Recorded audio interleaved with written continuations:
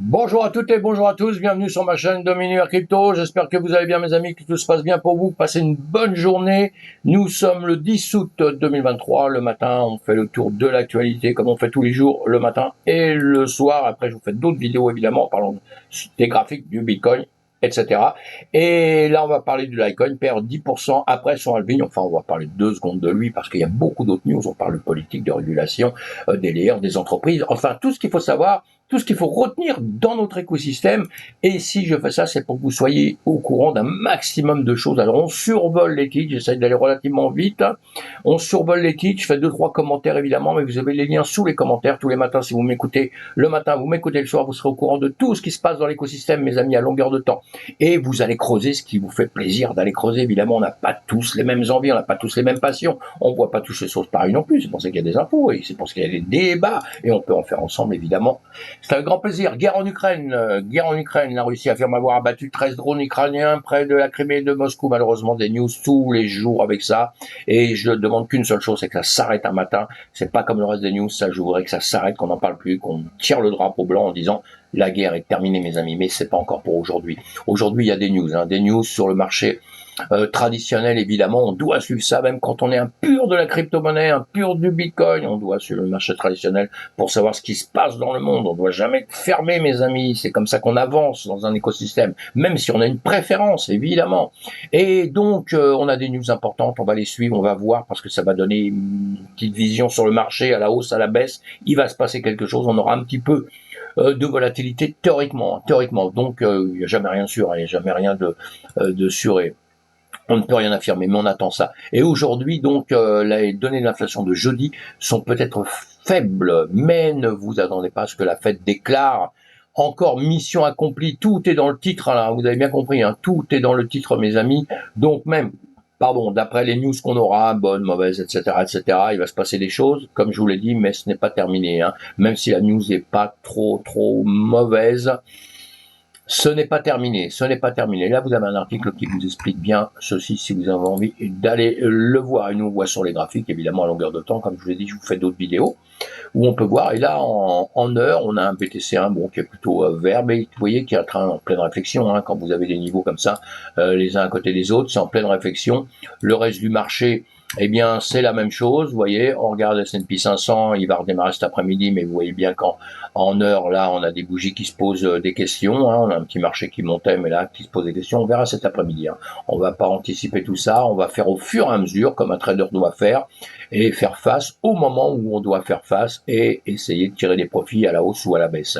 Le marché, sinon, sur la crypto, sur les 100 premières ici, on voit bien que ça doit suivre normalement le BTC monte, le BTC baisse, eh bien le reste de la crypto fait exactement la même chose. Là on a un BTC à 29 511, on a un ETH à 1852, on le voit de différentes manières. Encore une fois, je répète, je vous fais d'autres vidéos sur les graphiques, vous devez apprendre les graphiques, hein. Les graphiques ça permet d'entrer, de sortir, de savoir ce qu'on doit faire, à quel moment. Je vous apprends où il y a des zones de liquidation, etc. Vous pouvez mettre des stops, des choses comme ça, les supports, les résistances, même si vous n'êtes pas un professionnel du trading et que vous voulez pas devenir un professionnel du trading. On a Litecoin qui perd 10% après son halving. Alors que moi, je pensais que quand on faisait un halving, eh bien, après, automatiquement, on multipliait par 10, par 20, par 100, par 1000. Non. Allez, je plaisante, je sais ça depuis très longtemps que c'est pas tous les cas de figure comme ça n'a pas toujours été comme ça. Et Litecoin, ça avait déjà été la même façon, la même manière, un peu plus tôt. On regarde ça, vous avez les dates du halving ici, hein, évidemment, on a bientôt un halving du Bitcoin, mais là, on parle du halving du Litecoin, LTC. Eh bien, le 2 août 2023, on a eu celui-ci, et il y en avait un le 5 août 2019. On voit ça sur les graphiques, justement. Ce qui est intéressant pour moi, c'est de regarder sur le graphique. On voit, ça arrive tout de suite là. Ça arrive tout de suite. On va se mettre en semaine. Et ici, on a le halving qui vient de se passer. Malheureusement, on n'a pas explosé vers le haut. On est en train de baisser, mais on va se mettre en journée. Ça va être plus simple. Voilà. Donc, on est en train de rebaisser. Le halving, c'est là, sur cette ligne jaune, le 2 août, donc. Et on en a eu un au mois de le 5 août, Voilà, le 5 août 2019. Là, on est en septembre, c'est pas bon, donc c'est le 5 août. Je l'ai bougé tout à l'heure, mais pas, je sais pas pourquoi. Voilà, allez, 5 août 2019, on en a un autre, et juste après, ben, on a vu qu'on avait baissé. On n'est pas parti en flèche comme ça, et qu'est-ce qu'on avait fait? On avait simplement suivi le BTC, ce qui se passait sur le BTC, exactement. On a fait exactement le même chemin que le BTC, si on le regarde, le même chemin exactement. C'était juste avant. Voilà, on y arrive. J'y arrive, vous voyez. Hein.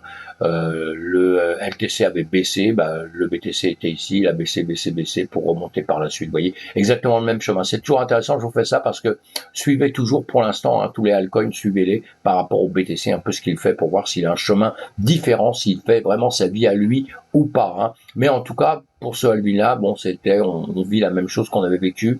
À ce moment-là, ça ne veut pas dire que dans le futur, ça va être la même chose. De toute façon, si le BTC monte, le LTC va remonter. Ne vous inquiétez pas, l'effet Shanghai. Le ratio de participation de TH augmente de 147% après le mise à niveau. C'est ce qu'on attendait. On en a déjà parlé dans le passé, donc c'est bien d'en reparler maintenant. La récente mise à niveau d'Ethereum à Shanghai a eu un impact significatif sur le jalonnement.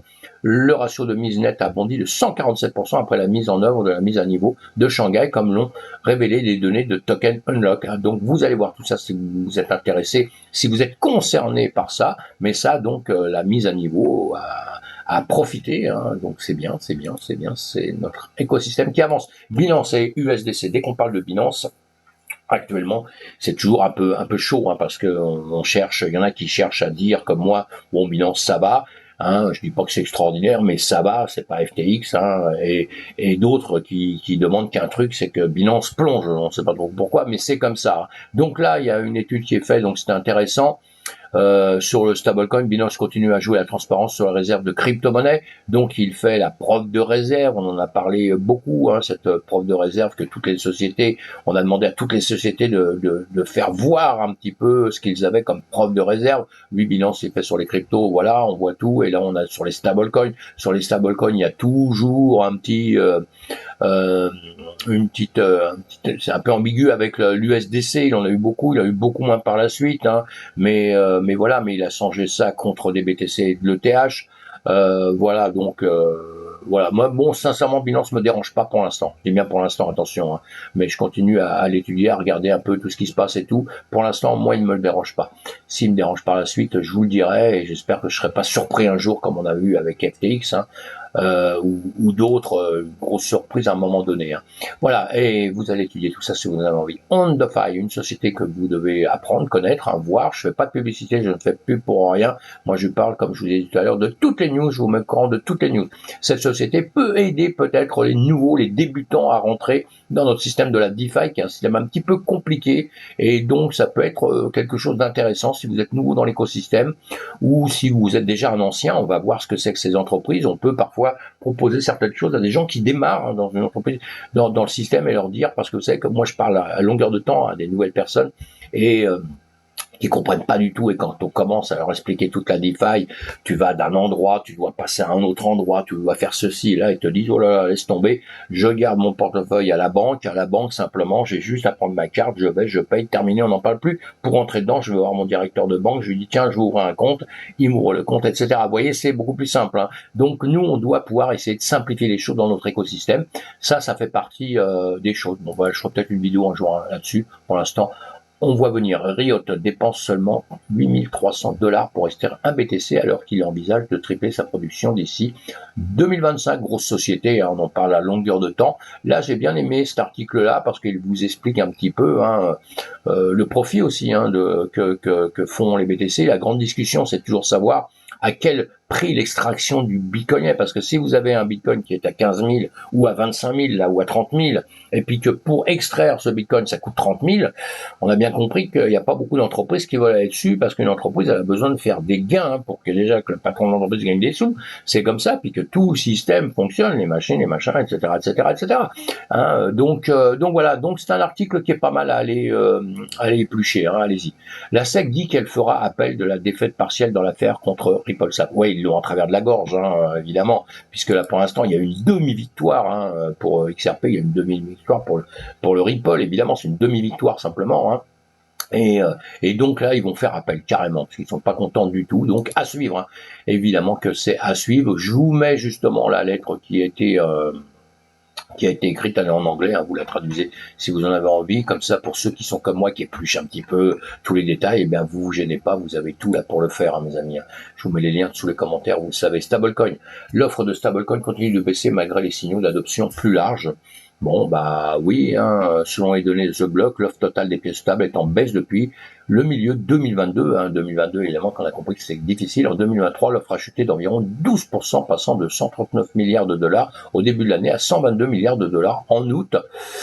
Alors, certaines analystes pensent que le ralentissement pourrait être sur le point de changer, en particulier avec l'entrée de PayPal dans le secteur. Oui, mais PayPal, encore une fois, on en a bien discuté. Évidemment que les gens qui vont rentrer, les tout nouveaux, peuvent facilement aller rentrer avec PayPal. Quelqu'un qui connaît pas, pourquoi? Parce que PayPal, on connaît depuis longtemps, sans l'avoir analysé ni rien, mais c'est rentré dans les mœurs. PayPal, c'est un truc classique, normal. Donc, il y a des gens qui peuvent rentrer grâce à PayPal, évidemment. Évidemment, ce sera pas mal.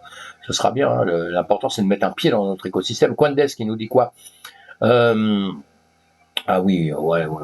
Il lance officiellement la blockchain de base dans un état important pour une entreprise publique. Alors ça, je vais pas vous en parler puisque c'est Base, hein, la nouvelle blockchain Base. Donc on en a parlé, reparlé. Je vous ai remis cet article. Pourquoi? Parce que allez approfondir ça pour ceux qui ne connaissent pas encore, hein, qui ne savent pas. Hein.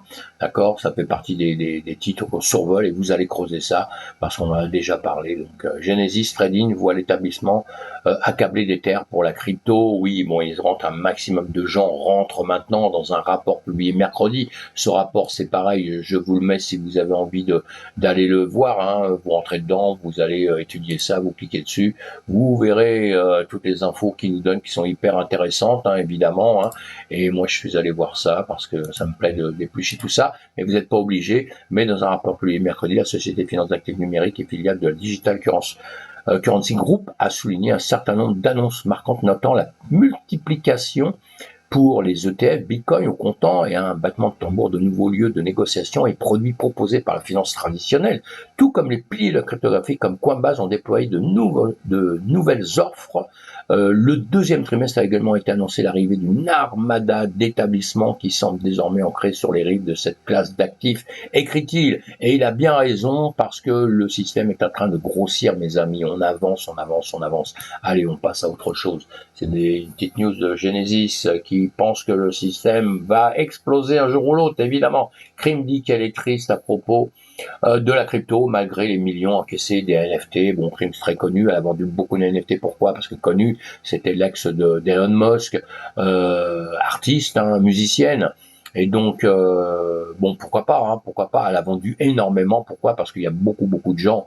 Elle se plaint un peu, quelque part, qu'il y a eu plus de succès avec le NFT qu'avec sa carrière musicale. Oui, mais les NFT, ça intéresse énormément de gens. Sa carrière musicale, ça se trouve, ceux qui étaient dans les NFT, ils s'en foutent comme dans l'an 2000 de sa carrière musicale. Ce qu'ils ont voulu, c'est acheter un NFT pour gagner des sous, etc. On connaît bien la musique.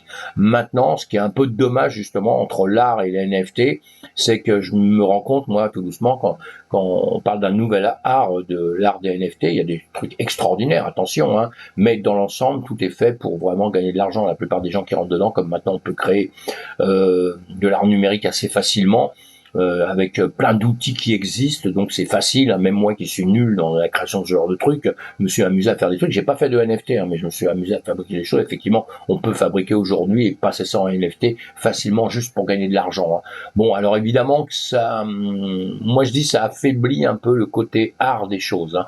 Mais à revoir, à rediscuter ensemble, évidemment, je ne détiens pas la vérité. Polygon.